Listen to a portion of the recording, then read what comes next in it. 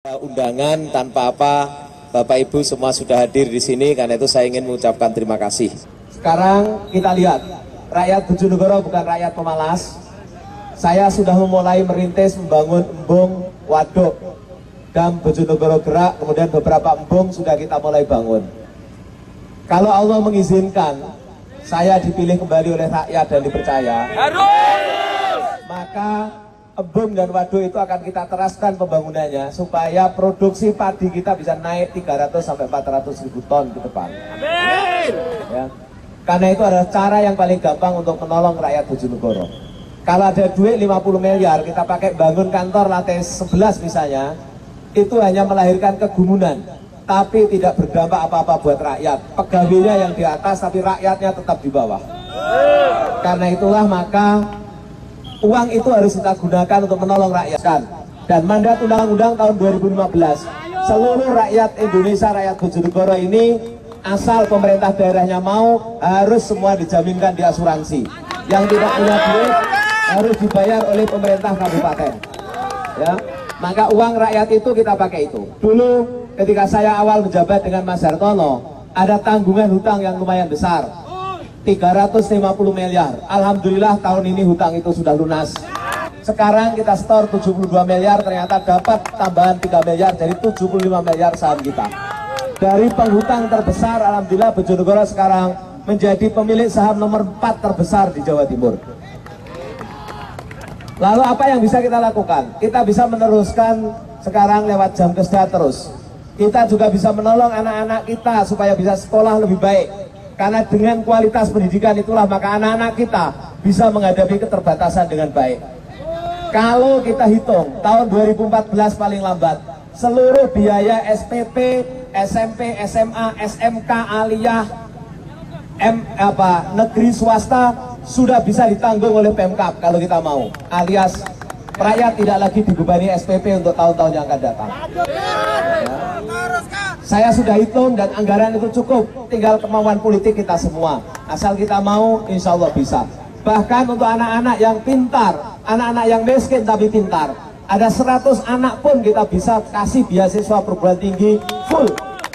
Artinya biaya hidupnya pun bisa. Bagi saya, jabatan bupati dan wakil bupati sudah tidak ada kehormatannya lagi karena saya sudah pernah menjabat. Artinya kehilangan jabatan pun insya Allah saya tidak kehilangan apa-apa dalam hidup saya. Tapi kalau saya menjabat itu adalah amanah dari rakyat dan itu adalah kesempatan buat kita semua menolong rakyat Bojonegoro menggapai masa depan.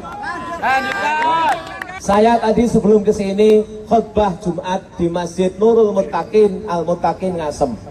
Di sana saya sholat hajat, saya berdoa kepada Allah, ya Allah, inilah kesempatan saya untuk melangkah yang kedua menolong rakyat Bojonegoro. Kekuasaan itu harus disujudkan kepada Allah, disujudkan kepada rakyat yang dicintai oleh Allah SWT. Kekuasaan tidak boleh disujudkan kepada hawa nafsu, tidak boleh disujudkan kepada angkara murka, tidak boleh dipersembahkan untuk keluarga atau sekedar kelompoknya. Kekuatan harus kita persembahkan untuk seluruh rakyat Bojonegoro.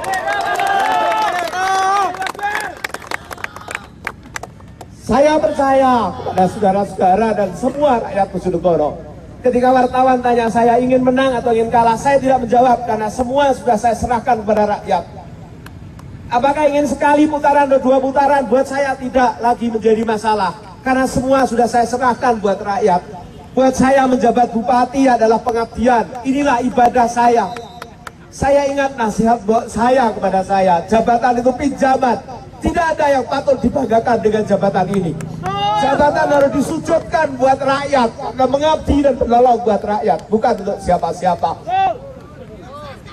Karena itu, saudara-saudara, hari-hari yang akan datang adalah hari-hari yang saya kira melelahkan buat kita semua.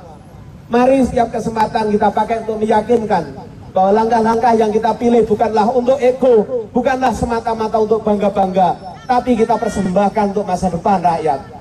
Kita ingin menolong rakyat yang tidak bisa berproduksi menjadi produksi, yang lemah bisa menjadi kuat, sehingga kesejahteraan kemakmuran menjadi merata bagi seluruh rakyat Bojonegoro. Karena itu mari kita niati ini semua dengan niat ibadah kepada Allah dan pengabdian kepada bangsa Indonesia. Siapapun rakyat Bojonegoro harus dilindungi. Tidak peduli kulitnya, agama, golongannya. Semua adalah rakyat Bojonegoro yang harus dilindungi. Kita harus saling mencintai dan kita harus saling menyayangi. Karena dengan cara itu sesungguhnya Indonesia akan menjadi besar. Dan semua tantangan masalah bisa kita hadapi dan kita bisa selesaikan.